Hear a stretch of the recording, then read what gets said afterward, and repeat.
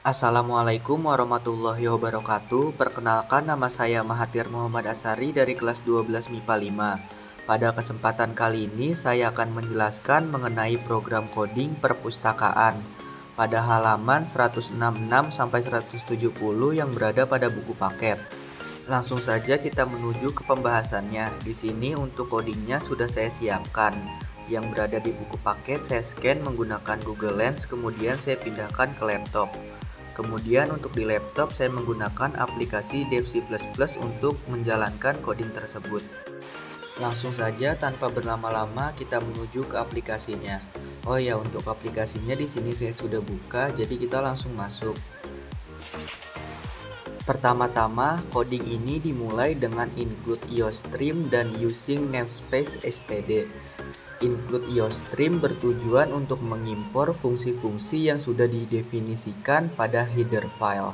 Header file sendiri merupakan file yang berisi definisi fungsi yang sudah dibuat. Selanjutnya terdapat using namespace std yang dapat diartikan sebagai menggunakan semua yang ada dalam namespace std tersebut atau yang pada standarnya. Setelah itu dilanjutkan dengan int main, yaitu gunanya untuk menandakan mulainya program. Kemudian dilanjutkan dengan penyebutan variabel-variabel dan jenisnya. Di sini jenisnya yaitu adalah char. Char berguna untuk data yang berjenis huruf, namun terbatas pada jumlah nilai yang kita masukkan. Sebelum lanjut lebih dalam, di sini saya ingin menjelaskan kegunaan dari semikolon. Semikolon merupakan karakter yang menandakan akhir dari instruksi dan harus disertakan pada setiap akhir instruksi pada program C++ manapun. Kemudian di sini kita menggunakan array 2 dimensi. Untuk pengertiannya, array adalah sebuah variabel yang memiliki kemampuan untuk menyimpan lebih dari satu nilai yang memiliki tipe yang sama. Atau dalam kata lain, array adalah sekumpulan data dengan tipe data yang sama. Jadi, array 2 dimensi adalah array yang memiliki lebih dua bentuk indeks array atau bracket. Bracket pertama menandakan jumlah elemen baris, kemudian bracket kedua menandakan jumlah elemen kolom. Selanjutnya untuk penjelasan mengenai int itu sama seperti penjelasan yang sudah dijelaskan di atas. Selanjutnya di sini kita masukkan printf. Printf merupakan fungsi untuk menampilkan output ke layar komputer, sedangkan scanf itu berfungsi untuk mengambil input dari keyboard. Kemudian di sini kita menampilkan 4 pilihan, yaitu isi data pengunjung sebagai pilihan pertama, pinjam buku sebagai pilihan kedua, pengembalian buku sebagai pilihan ketiga, dan keluar sebagai pilihan keempat. Berdasarkan pilihan di atas, kita akan mengambil pilihan pengguna program yang menggunakan perintah scanf, yang nantinya akan mengeluarkan perintah selanjutnya sesuai dengan apa yang dipilih pengguna program. Di sini kita akan menggunakan perintah if dan else. Selanjutnya kita akan membuat program untuk pilihan satu, yaitu data pengunjung. Seperti tadi, di sini kita juga akan menggunakan perintah printf dan scanf untuk menampilkan dan mengambil input data. Di sini pengguna akan menginput data dan nanti di akhir data tersebut akan ditampilkan pada layar. Selanjutnya di sini saya akan menjelaskan simbol dan dalam C++. Simbol dan merupakan operator yang bernama alamat memori. Operator tanda dan atau simbol dan jika digunakan pada satu variabel akan berfungsi untuk mengambil alamat memori dari variabel tersebut. Kemudian pada fungsi printf kita menggunakan simbol %s, %d, dan /n untuk format teks. %s adalah simbol untuk menampilkan nilai string. Kemudian %d adalah simbol untuk menampilkan nilai angka atau bilangan desimal. Yang terakhir itu /n adalah simbol untuk membuat baris baru atau bisa dibilang end. Sebelumnya saya sempat menyinggung tentang if dan else. If dan else pada dasarnya adalah sebuah struktur logika program yang didapat dengan cara menyambung beberapa perintah if dan else menjadi sebuah kesatuan. Jika kondisi pertama tidak terpenuhi atau bernilai false, maka kode program akan lanjut ke kondisi if di bawahnya. Jika ternyata tidak juga terpenuhi, akan lanjut lagi ke kondisi if di bawahnya lagi, dan seterusnya hingga blok else terakhir atau terdapat kondisi if yang menghasilkan nilai true. Kemudian di sini saya akan menjelaskan mengenai perulangan atau loop dalam C++. Yang pertama itu ada for. For ini berfungsi untuk mengulang suatu proses yang telah diketahui jumlahnya. Kemudian ada while. While ini berfungsi untuk mengulang suatu proses yang belum diketahui jumlahnya, atau pengecekan kondisi akan dilakukan terlebih dahulu. Jika kondisi masih bernilai true, maka looping akan terus berlanjut. Statement while juga digunakan untuk menyatakan perulangan.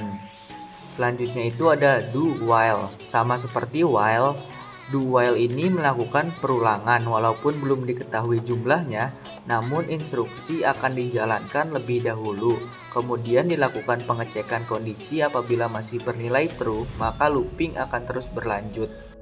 Selanjutnya saya akan menjelaskan apa yang dimaksud dengan for buka kurung i sama dengan 0, titik koma, i lebih kecil sama dengan jumlah 1, titik koma, i plus plus, tutup kurung, tanda tanya.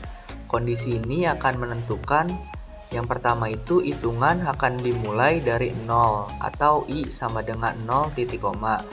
Hitungannya sampai berapa? Nah, sampai i lebih kecil sama dengan jumlah ke 1. Kemudian di setiap perulangan i akan bertambah plus 1, yaitu ditandai dengan dalam kurung i plus plus. Selanjutnya di sini terdapat sama dengan yang cukup banyak. Nah, sama dengan itu apa sih? Sama dengan itu merupakan salah satu dari operator logika. Operator logika adalah operator yang digunakan untuk membandingkan dua kondisi logika, yaitu logika benar atau true dan logika salah yaitu false. Selanjutnya di sini ada goto. Pernyataan goto adalah perintah untuk mengarahkan eksekusi ke pernyataan yang diawali dengan suatu label.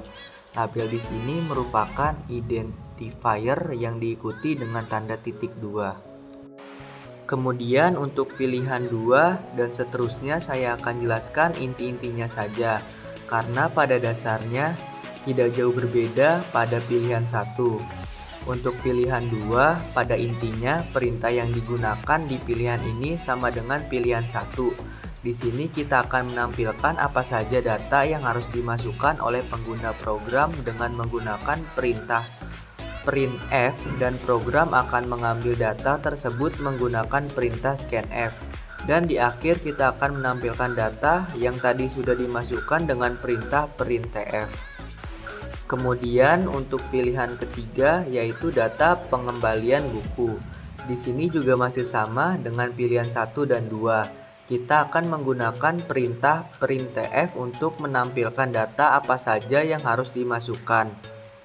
Dan kita akan mengambil dan menyimpan data tersebut menggunakan scanf. Setelah itu di akhir kita akan menampilkan semua data tersebut dengan perintah printf.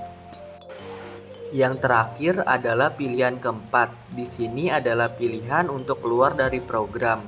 Di sini kita menggunakan perintah if dan else. Dengan menggunakan perintah if, apabila pengguna menginput y, maka akan keluar dari program, dan apabila menjawab dengan selain y, maka tidak akan keluar dari program. Setelah itu masih ada satu pilihan terakhir lagi, yaitu apabila pengguna program memilih selain dari pilihan angka 1 sampai dengan angka 4. Apabila pengguna program melakukan hal tersebut, maka akan keluar tulisan pilihan tidak tersedia dan program akan kembali ke awal lagi. Langkah terakhir, apabila semua codingnya sudah dirasa benar, kita langsung saja klik compile and run. Kita tunggu sampai prosesnya selesai. Nah, di sini sudah keluar outputnya. Di sini sebagai contoh, untuk mengecek outputnya, saya akan ketikkan angka 2. Setelah itu saya pencet enter, kemudian muncul nama peminjam buku. Di sini saya masukkan Fatir, nama saya sendiri. Kemudian saya enter, untuk kelasnya saya masukkan kelas 12. Kemudian untuk judul bukunya saya masukkan sebagai contoh lebah.